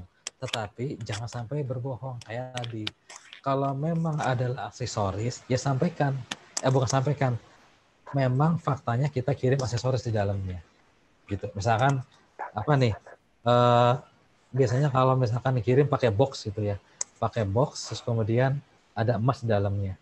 Nah, bisa kita kasihkan bonus aksesoris misalkan gantikan kunci atau apalah gitu kan. Jadi memang faktanya betul. Enggak, ini isinya adalah aksesoris gitu kan. Di dalamnya memang ada aksesoris kan kita nggak berbohong. Begitu jawaban saya, Mas. Ya. Jelas ya? Oke. Terus dari Pak Bad, apa dalil yang memperbolehkan emas sebagai komoditas bukan alat tukar sehingga diperlakukan sebagai sil'ah, itu apa, Tat? Ya. Jadi gini, kalau dalam kaidah fikih itu ada namanya umumun nazar. Jadi pandangan secara umum, ya. Pandangan secara umum. Jadi gini, bahwa dalam konteks al-bai, jual beli gitu kan ya, itu ada beberapa komoditas yang diperjualbelikan. Nah, jual beli barang biasa itu adalah namanya sil'ah gitu kan ya. Jadi jual beli yang terjadi biasa itu sil'ah. Nah, maka secara umum Allah mengatakan kan wa allahu bai'a wa harrama riba. Allah telah menghalalkan jual beli gitu kan. Tetapi jual belinya itu harus sesuai dengan kaidah syariat Islam dan rukun jual beli. Nah, jelas kalau kembali kepada hadis apa? Hadisnya tadi surat Al-Baqarah tadi yang di awal. Wah, Allah bai'a. Sesungguhnya Allah telah menghalalkan jual beli. Nah, jual beli yang halal itu seperti apa? Jual beli yang memang sesuai dengan kaidah syariat Islam dan jual beli yang sesuai dengan rukun-rukunnya. Nah, di antaranya kaidah jual beli syariat Islam itu adalah barang-barang yang memang tidak mengandung keharuman, ya, bukan barang najis. Nah, maka di sini ketika kita lihat emas, bahwa emas itu yang menyebabkan barang emas itu tidak boleh secara tunai, harus tunai dan yadan biadin. Karena para ulama berpendapat barang ini adalah emas ini sebagai saman, alat tukar. Fakta zaman dulu, fakta zaman sekarang emas itu bukan saman lagi. Jadi seperti sil'ah, seperti barang biasa. Maka kalau emas seperti barang biasa, maka boleh diperjualbelikan seperti komoditi yang lain. Apa dalilnya? Surat tadi wa ahlallahu bai'a wa harama riba. Begitu. Nah, ini pendapat saya. Walau alam. Ya, baik Ustaz. Terus ada yang masuk lagi nih dari Pak Bagus dari Depok. Ini mungkin agak memastikan ya. Jadi Pak Ustadz, di Salam Gold kan ada tukar emas nih. Nah, misalkan saya punya 1 gram 10 keping dan minta ditukar emas 10 gram 1 keping. Berarti harus tunai ya, Tat? Ya, harus ketemu Mas. Harus tuker itu. Ya. Ha. Jadi Ya. nampaknya hanya memastikan saja. Ya, betul. Nah, Jadi terus siap. Ya, begitu. Betul. Terus Silakan. dari Bu Reni nih, Ustadz, bagaimana hukumnya cicil dan gadai emas di lembaga syariah, dalam artian di sini bank syariah atau pegadaian syariah? Iya. Nah, kalau itu begini, itu yang saya pahami faktanya ya. Ketika kita nyicil di bank syariah atau di pegadaian, itu sebetulnya ini karena saya juga belum pernah ya seperti itu ya. Itu adalah fakta emasnya nggak ada. Jadi hanya dalam bentuk catatan saja, begitu. Nah, itu nggak boleh kalau seandainya seperti itu. Karena apa? Itu kan seperti ngakalin, fakta emasnya nggak ada itu kan.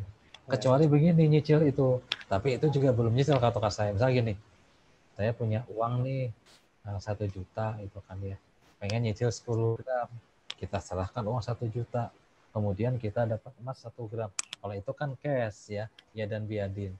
Tapi kalau fakta di pegadaian itu kan cuman emas 1 gram misalkan 1 juta, saya punya 100, udah 100 dulu deh gitu kan ya.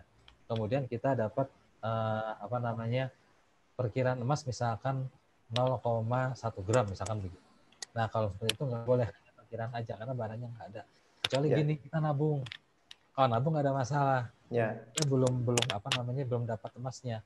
Saya nabung deh 100.000, nabung lagi 200.000. Nah, ketika sudah nyampe 1 juta, dari pihak bank bilang, Bu, ini sudah 1 juta nih, mau nggak diwujudkan dalam emas? Boleh dah. Nah, itu juga emasnya harus kita terima, bukan disimpan di sana.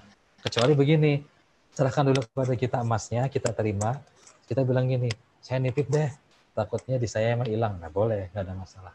Begitu Mas.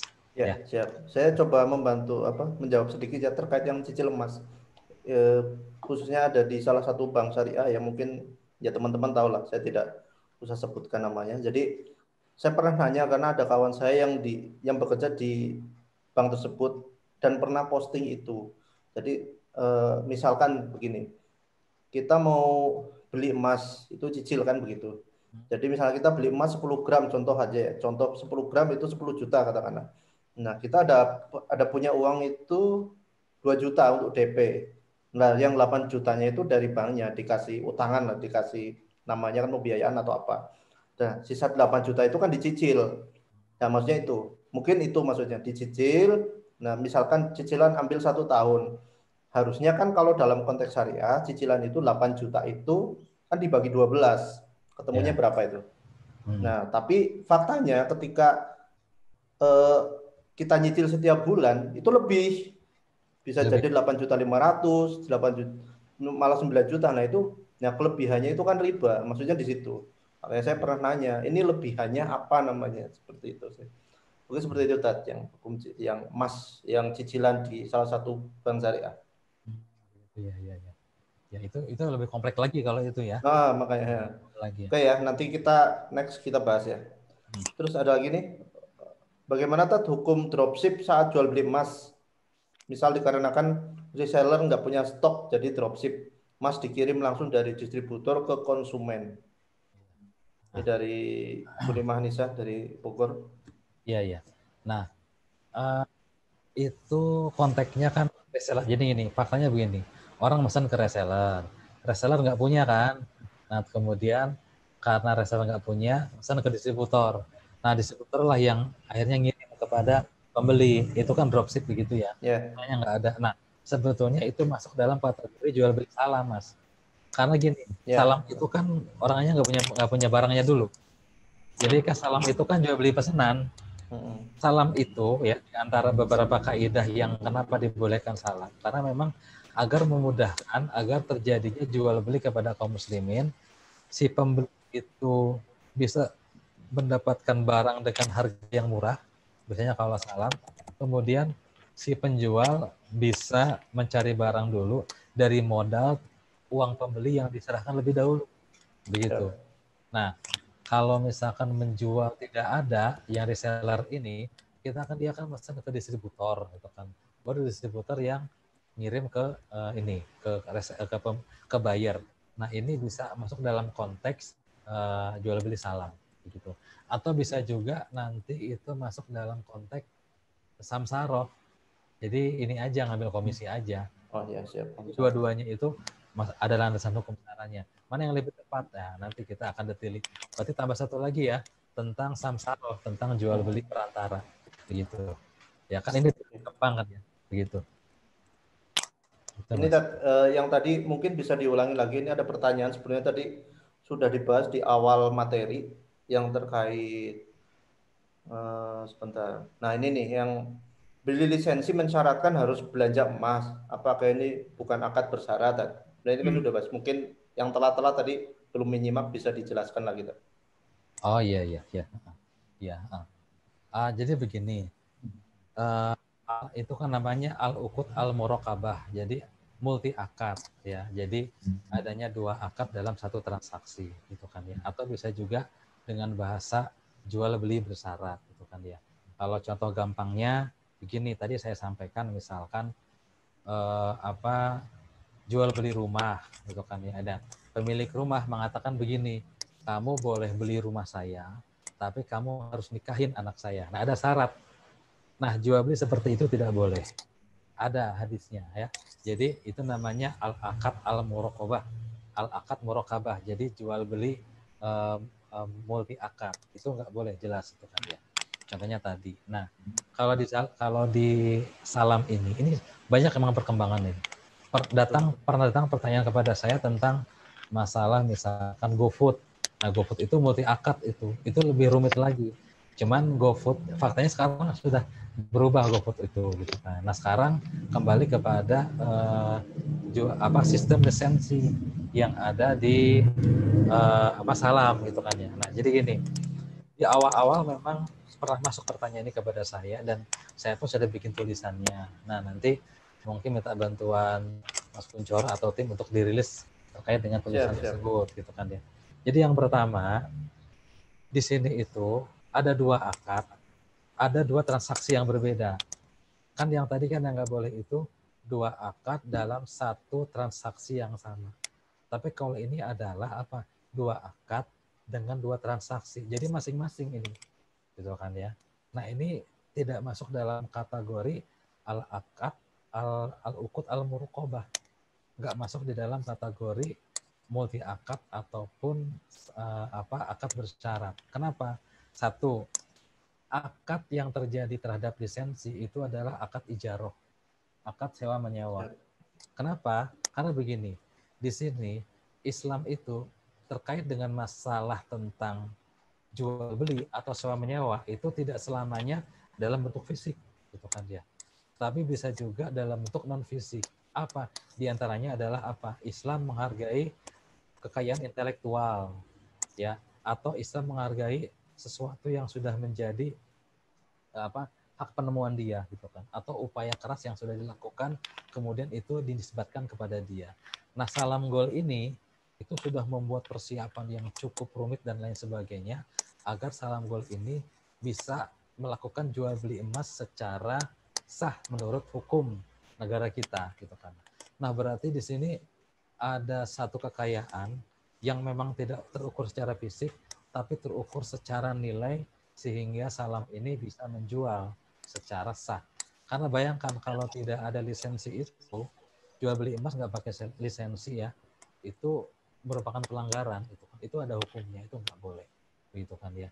Nah di sini ketika teman-teman bergabung menjadi dealer, nah dipersyaratkan untuk beli lisensi, ya kan, yang ada di Salam Gol. Sudah tahu lisensinya ya, dengan jumlah sekian. Nah, setelah jual beli lisensi, nah teman-teman nanti dengan lisensi yang dimiliki itu, misalkan lisensi sebagai dealer, maka teman-teman dapat harga jual beli dealer. Nah, akad kedua adalah akad jual beli emas. Yang satu adalah akad ijaroh, yang satu adalah akad jual beli emas. Kalau akad ijaroh itu adalah bentuk yang diperjualbelikan atau disewakan adalah lisensi. Kalau akad jual beli emas, yang diperjualbelikan adalah barangnya emas. Nah, jadi ini bukan multi akad. Ini adalah akad berbeda dengan transaksi yang berbeda. Itu yang pertama. Ini juga bukan jual beli bersyarat. Kan begini kan, kalau misalkan orang mau cuman beli biasa aja, nggak perlu jadi mitra. Kalau kan kita menjual kepada orang nih, kepada buyer, mau beli ya udah beli aja, nggak ada masalah, ya kan? Maka dia dapat harga buyer, gitu kan ya, harga buyer langsung, gitu kan. Nah, jadi kalau misalkan kecuali buyer, kalau mau beli kita kasih syarat apa? Misalkan kamu mau beli Salam Gol, ada syaratnya apa? Syaratnya adalah apa? Ya tadi, misalkan kamu punya anak gadis harus nikah dulu dengan saya, nah misalkan begitu, gitu kan ya. Nah itu akad bersyarat. Nah faktanya disebutkan bukan akad syarat karena ketika kita menjual kepada konsumen langsung nggak ada syarat apa-apa. Nah syarat yang terjadi dalam kemitraan adalah syarat ijaroh, pembelian lisensi. Begitu Mas Kuncoro. Ya, siap, Dad. Ya. Sudah sangat jelas sekali ya, Pak Sugeng ya. Mudah-mudahan nanti bisa lebih memperdalam lagi. Terus dari Pak Mustarudin, jadi Ustadz bagaimana Ustadz jika nabung emas, mungkin di sini kayak nabung mungkin untuk program, Dad, untuk program mungkin ada apa namanya, ada kurban, ada haji, umroh, atau ada pendidikan anak, kuliah anak gitu. Ya. Dan mungkin disampaikan juga terkait menimbun harta, sama menimbun harta sama sekalian zakat tentang emas, Iya. sekilas Baik. tentang Ya. supaya nyambung Ya ini sekilas aja ya. ya. Gini, sebetulnya ini adalah bagian yang nanti akan kita ulas ya.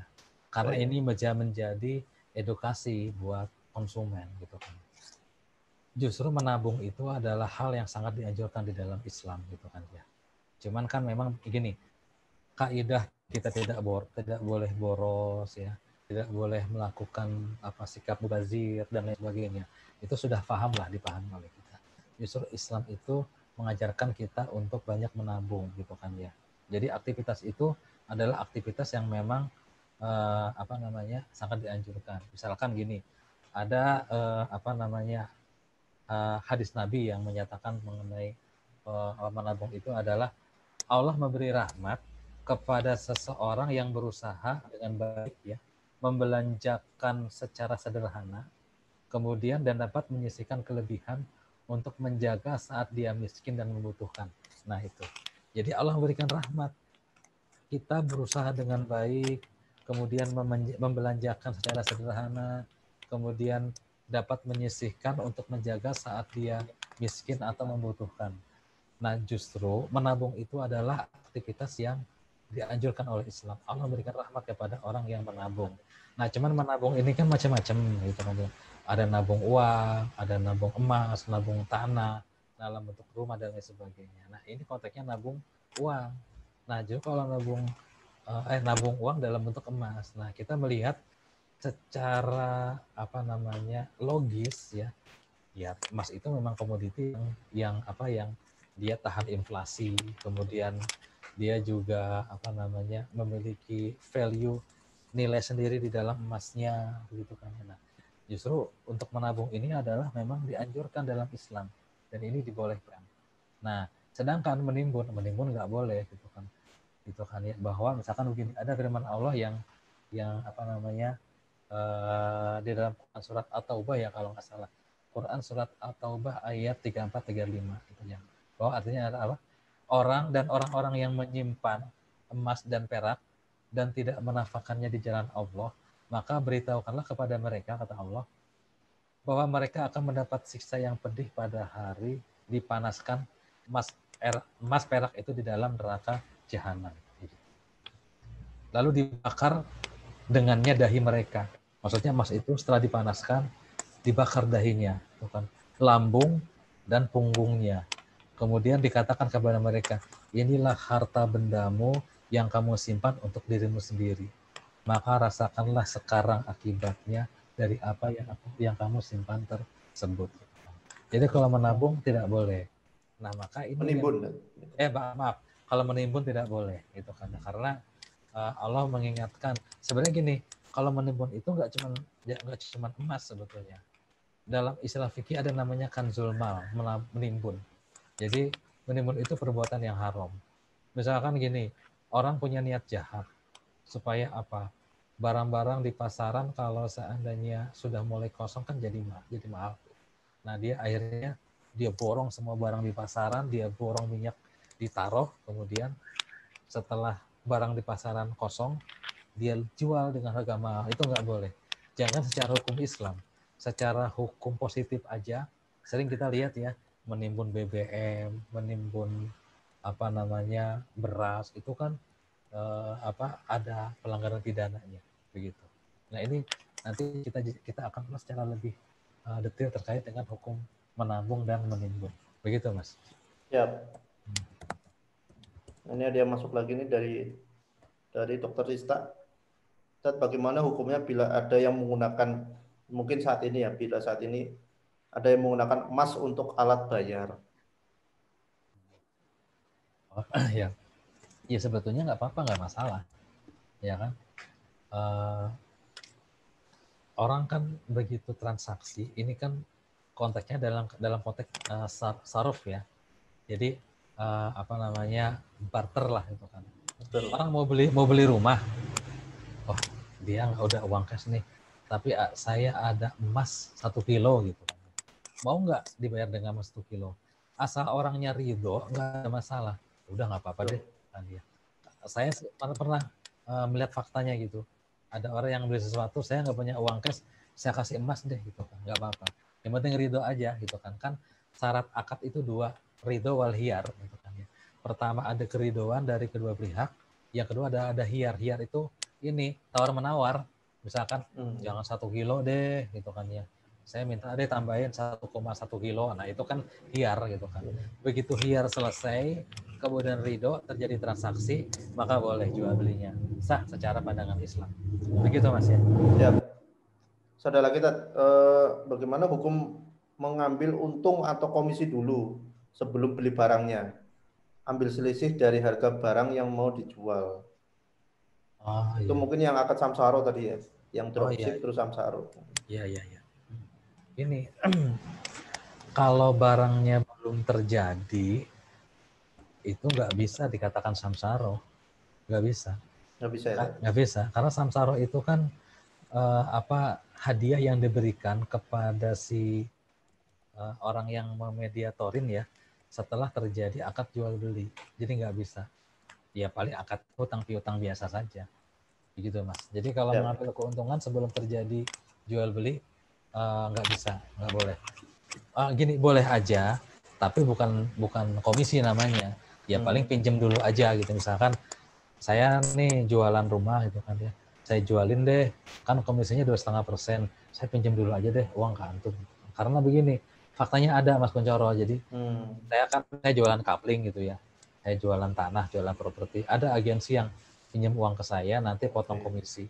Ya udah itu mah akadnya jual beli saja, bukan akad komisi, begitu Mas. Kalau akad komisi salah itu, begitu Mas. Oke, siap. Ya. Terus yang tadi kalau arisan emas tadi yang arisan emas nih. Arisan Oh emas. iya, nah, emang faktanya ada itu. Nah jadi gini, arisan emas itu sebenarnya boleh saja Mas, cuman dengan beberapa persyaratan tertentu ya. Gini, ini contoh fakta aja gitu ya. Ini fakta yang mungkin dibolehkan gitu ya. Misalkan 10 orang nih, dia itu bersepakat bahwa dia akan membeli emas 10 gram, 1 gram deh gitu kan ya. Terus kemudian arisan ya, kemudian begitu patungan kan, misalkan taruhlah supaya gampang, emas 1 gram itu adalah sejuta gitu ya, 10 orang itu patungan 100, jadi kan sejuta, patungan dulu nih, begitu dapat disepakati bahwa oh yang beli adalah ketika dapat untuk sekarang ini adalah emas ini menjadi milik si A gitu kan ya. Nah, secara kepemilikan emas memang itu milik si A. Tapi faktanya si A ini berhutang kepada yang 9 orang tadi. Begitu. Emas itu betul jadi milik dia, tapi dia harus membuat akad hutang bahwa dia sudah pinjam uang kepada yang 9 itu akan uang yang dibelikan emas itu adalah uang mereka. Kalau nggak ada akad hutang nggak boleh, Mas. Itu jadi rancu akadnya gitu. Begitu Mas ya. Ini nyambung dari yang tadi nih Dokter Rista nanya, tadi kan dikatakan kalau jual beli emas dihalalkan karena emas bukan alat bayar, tetapi kok disampaikan bahwa emas bisa digunakan sebagai alat bayar. Nah, itu bagaimana? Akadnya beda. Kalau yang digunakan alat bayar itu dia hukumnya jadi ini asarof, jadi tukar menukar, jadi barter gitu. Jadi bukan alat pembayaran tapi adalah alat barter, jadi emas barter dengan rumah gitu loh Mas, begitu. Ya, siap. Jadi status hukumnya berbeda ya, jadi bukan sebagai alat tukar bayar tapi adalah hukumnya sorof, tapi adalah sebagai alat barter, itu nggak masalah. Siap. Itu jadi beda akad nanti itu Mas. Ya. Oke, terus ini ada lagi, kalau dalam transaksi pembelian emas, pembayaran tidak tunai nih, tapi melalui transfer bank itu gimana?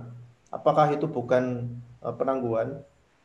Iya, itu namanya penangguhan. Betul Mas, namanya penangguhan.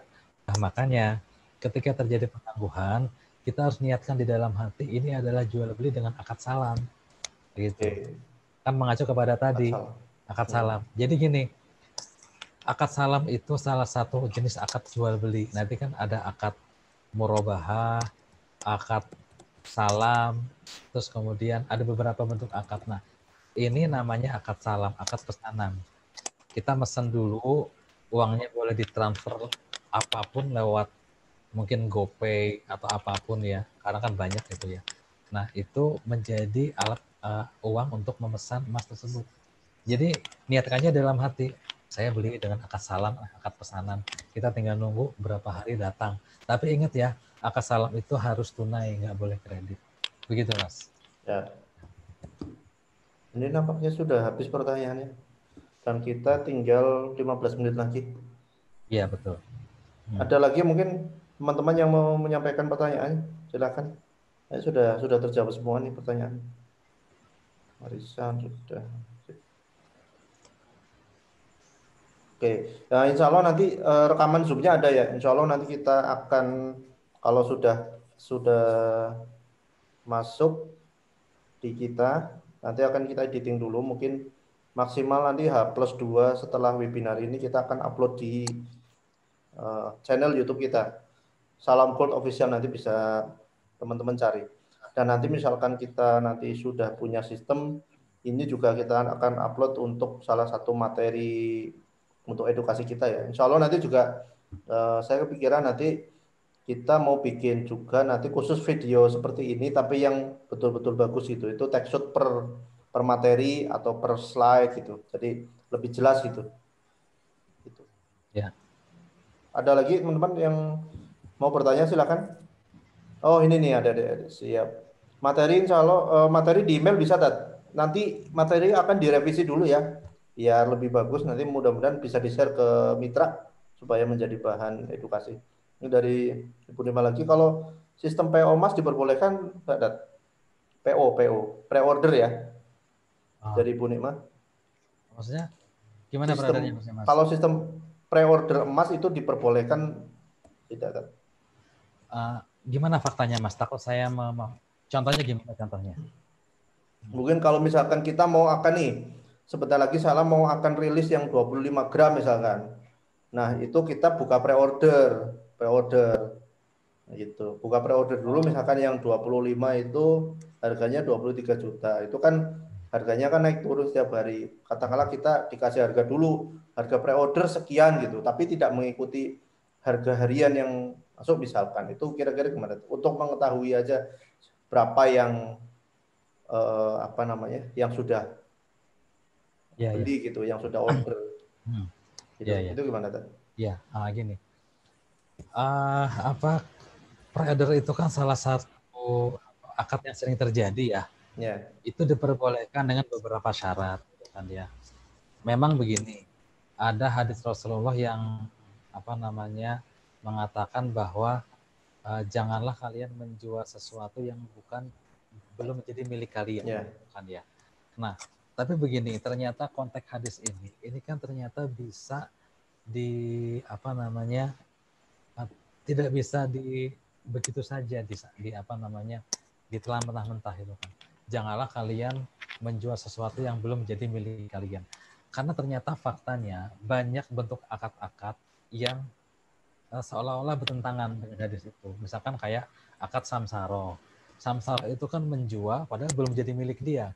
Ternyata menggunakan akad samsaro, akad mediator. Kemudian akad salam. Akad salam juga dia menjual sesuatu yang belum milik dia, belum ada gitu kan. Nah, bedanya kalau akad salam itu kan orang beli dulu dengan cara tunai, tetapi kemudian apa namanya barangnya dikirim setelah dia bayar secara tunai gitu kan ya berapa hari gitu kan ya, entah barangnya ada di dia atau barangnya belum ada di dia gitu kan ya. Itu kalau akad salam. Nah sekarang PO itu kan memesan sesuatu yang memang belum ada di dia. Nah sebetulnya akad PO itu hampir mirip dengan akad salam, Mas. Betul, akad salam kan. Mirip dengan akad salam gitu kan. Nah tetapi terkait dengan emas, ketika PO itu kalau emasnya memang sudah ada di pabrik, kemudian dia pesan hari itu, maka dia mengikuti harga hari itu. Misalkan dia pesan tanggal 1, yang 10 gram itu 10 juta, maka dia langsung PO apa namanya transfer dulu 10 juta. Nah nanti walaupun nyampe berapa hari, ya tetap nggak berubah harganya. Kecuali begini Mas, PO itu adalah pesan dulu, sementara pabrik belum ada emasnya. Nah, ini pabrik mau rilis nih 10 gram nih, atau pabrik mau rilis 25 gram, belum ada emasnya, udah pesan aja. Kalau PO gitu mah nggak usah ngirim duit Mas, cuman pesan aja, gitu Mas ya. Kayak PO terbit buku atau apa gitu kan, jadi waiting list gitu Waiting bahasanya. list lah ya. Waiting list betul, begitu Mas. Ya sebenarnya kayak PO itu diperbolehkan itu tadi dengan catatan harus ada barangnya dulu. Ya, Harus ada betul. barangnya dulu. Misalkan kita PO nih kita punya stok 1000 keping gitu. Nah kita PO buka PO. Itu seperti itu ya. Ya. Oke. Iya betul Mas. Tat videonya nge-freeze Tat. Nge-freeze ya? Video saya? Ya. Bentar. Diam aja Mas ya. Ya. Bentar. Mungkin di off dulu baru di on lagi Tat.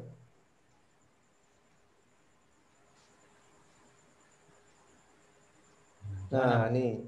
Oke. Oke, nunggu videonya. Ini Tat dari Pak Bagus lagi dari Depok. Tat satu lagi, kalau transfer M-Banking itu bisa disebut tunai kan? Iya, sama aja.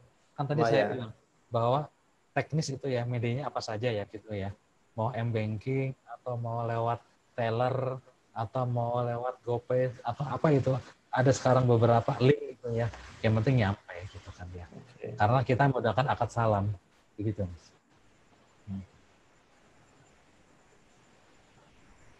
Terus lagi mana? Kalau misalkan jual beli emas atau menabung emas, itu apakah akan dikenakan pajak? Oh, itu teknis ya Mas Tony. Atau mungkin Ustaz bisa jawab. Menabung di mana? Di bank atau di rumah? Oh, di Jual rumah beli ya. emasnya, Tat. Kenapa? Misalkan jual beli emas atau menabung emas, apakah itu akan dikenakan pajak? Kalau kalau jual ini, setahu saya Mas, kayak Antam itu kenapa aja kalau jual beli Mas? Nah, iya. Nah, Dan kalau kita kan enggak ya. salam gold itu sudah termasuk pajak. Sudah termasuk ya. Iya. Terus Menabung. yang untuk menabung emas, yo nggak kena pajak. Kecuali kalau misalkan terkait zakat itu, Tat. Oh iya, Tadi zakat. kalau zakat tetap kena. Kena. Nabung maupun jual beli semuanya kena. Itu zakat berapa, Tat? 85 gram ya, kalau nggak Ya, salah. 85 gram. Nah, jadi kawan-kawan kalau sudah ada 85 gram, hisapnya sudah sampai 1 tahun itu wajib dikeluarkan zakatnya. Iya. Apalagi nih, PO sudah, namanya sudah kan. Oke, oh ini satu lagi ya, kalau beli emas tuh. Kalau beli emas tapi uangnya kurang lalu ditalangin dulu oleh reseller, apakah boleh Ustaz dengan ikrar 2 hari lagi ditambahkan kekurangannya? Emasnya boleh langsung dikasihkan tidak? Ini ada ini ya, ada akad korot ya, ada akad talangan itu ya. Nah, bentar-bentar. Nanti akad talangan ya. Yang gini-gini. Kalau dia sudah terbiasa jual beli, itu boleh. Gitu kan. Jadi akad jaminan. Dia sudah biasa komunikasi gitu ya. Itu boleh. Jadi tapi kalau dengan orang yang jarang, yang baru sekali transaksi, nah itu nggak boleh. Karena ada hadisnya tentang jaminan itu. Jaminan itu terjadi bila sudah saling kenal, sudah saling mempercayai, begitu Mas. Jadi nggak ada masalah. Itu tinggal teknis aja. Mungkin kurang itu karena transfernya terbatas atau memang saya masih kurang uangnya nih. Nah, kemudian dealer mau bantu di atasnya, nggak ada masalah. Itu minjemin aja, begitu Mas. Boleh. Oke. Kita kurang sekitar 7 menit mungkin Ustaz Devi mau menyampaikan kesimpulan. Oh ini ada lagi Nat. Ya. Satu lagi nih dari Dr. Ista terakhir. Boleh tidak mengeluarkan zakat dilakukan untuk sodako atau kegiatan sosial lain? Oh iya. Kata Mas sodako, infak nih, ini harus dijelasin. Iya betul. Fundamental. Nah, kalau untuk zakat itu kan gini ya. Pertama sudah ditulis dalam Al-Quran ada 8 asnaf. Jadi zakat ini harus masuk kepada 8 orang tersebut. Misalkan gini, sudah dihitung nilainya sekian, oh 2,5 gram itu nilainya adalah misalkan 25 juta, gitu kan. Taruhlah yang nisabnya adalah sampai 1 miliar. Kemudian kita ngitung sendiri, oh kita keluarin nih 2,5 juta nih. Nah 25 juta. Nah 25 juta ini kan sebagai zakat mal kita. Nah setelah itu dikeluarkan, itu mah boleh Bu, mau disedekahkan ya, tapi harus kepada 8 asap tadi. Nah, kegiatan sosial yang lainnya kalau itu masuk ke dalam 8 asnaf nggak boleh. Tetapi kalau misalkan begini, ini saya sedikit penjelasan ya. Seperti misalkan mungkin teman-teman tahu dompet duafa ya. Dompet duafa itu adalah pendirinya adalah Ustadz Jamil Azaini, itu teman saya, mitra saya. Nah, beliau itu sampai keluar dari dompet duafa. Beliau adalah foundernya. Karena apa? Ternyata beberapa uang zakat itu ada yang digunakan sebagai kegiatan sosial, apa misalkan bikin rumah sakit. Nah nggak boleh.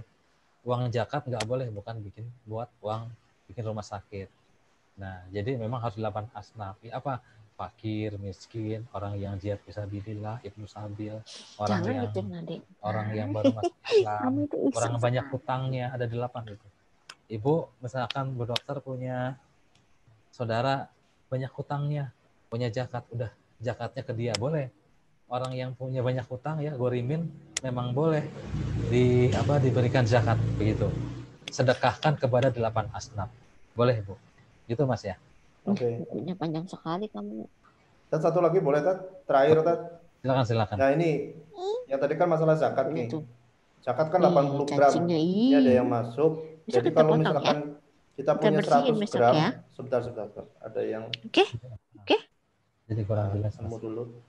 Ah, Oke, jika kita punya 100 gram, tapi emasnya keluar masuk karena diperjualbelikan, itu tetap kena zakat nggak, Tat? ya.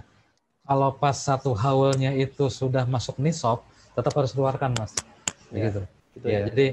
jadi masuk ke nisab. Jadi memang kan keluar masuk. Cuman kan misalkan gini, 1 Januari kita sudah memulai bisnis emas, ternyata 1 Januari 2002 walaupun dijual belikan, tapi pas 1 Januari itu sudah masuk nisab 85 gram. Nah, maka tetap harus dikeluarkan 2,5%. Begitu, Mas. Oke, siap. Oke ya, mungkin itu ya.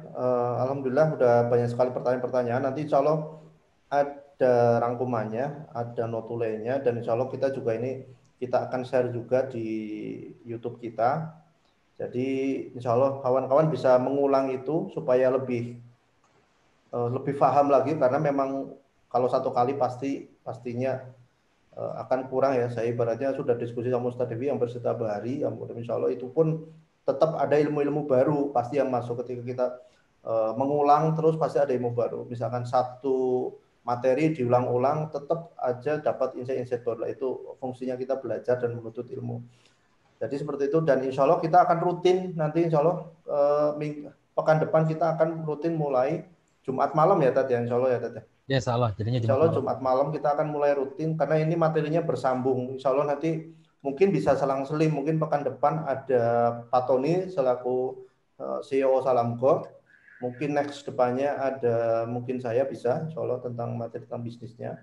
Mungkin nanti ada sharing-sharing dari dealer atau cabang yang memang sudah jago jualannya dan mengelola reseller atau mengelola tim. Nah, jadi nanti kita selang-seling, insya Allah.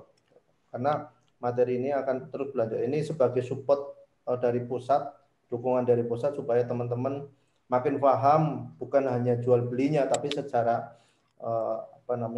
fikihnya juga paham, secara fundamentalnya paham, ya keseluruhan. Nah, karena kita ketika membahas konteksnya bisnis atau usaha itu semua harus paham dulu ilmunya baru mempraktekkan. Jangan kebanyakan kan learning by doing, ya jatuh-jatuh lah. Minimal kita dari sini belajar bertahap, step by step. Apalagi banyak kawan-kawan yang memang masih sangat baru di dunia jualan, baru memulai. Jadi seperti itu. Mungkin ada penutup, Tat, sebelum kita selesaikan, kita tutup. Ya, baik. Begini, teman-teman semua ya, jangan mudah lelah ya untuk talabul ilmi gitu kan ya. Niatkan ini adalah bagian keberkahan yang ingin kita dapatkan dari Allah Subhanahu wa taala. Jadi bagian dari keberkahan muamalah kita adalah paham ilmunya. Memang agak capek mungkin ya, agak banyak yang kita pahami dalam hati. Tapi memang begini, salah satu hal yang mesti menjadi satu platform dalam hidup kita adalah terkait dengan pahamnya kita setiap aspek muamalah yang kita jalankan. Bahkan nggak cuma itu. Nanti kan bicara masalah fikih muamalah kan sebetulnya luas banget ya. Tapi kalau terkait dengan emas kan sedikit sebetulnya, ya kan.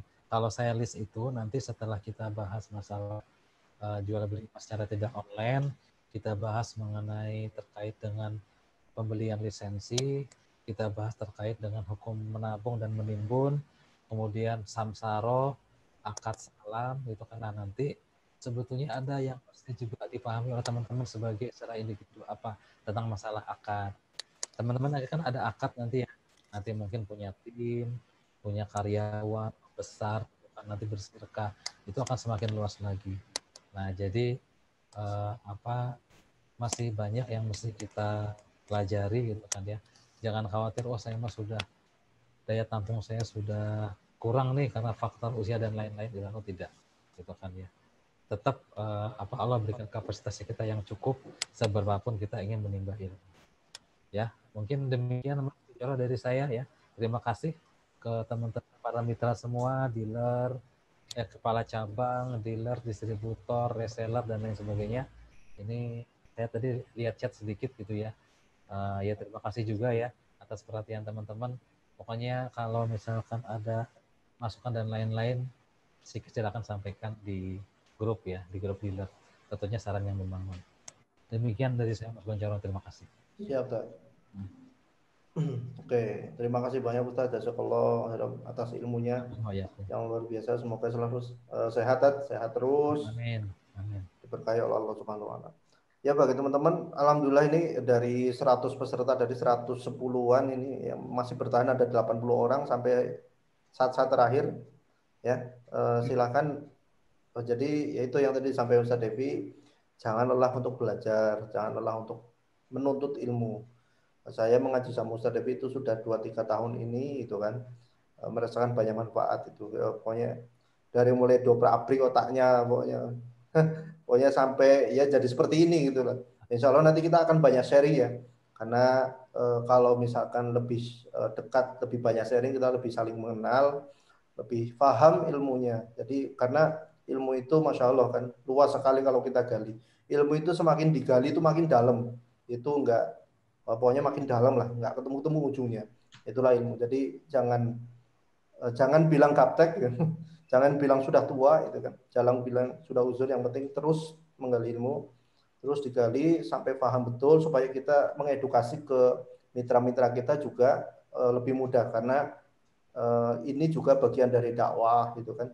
Ini juga bagian dari syiar kita untuk memajukan ekonomi Indonesia, untuk kita juga untuk keluarga kita menuntut ilmu, mencari rezeki dari sini.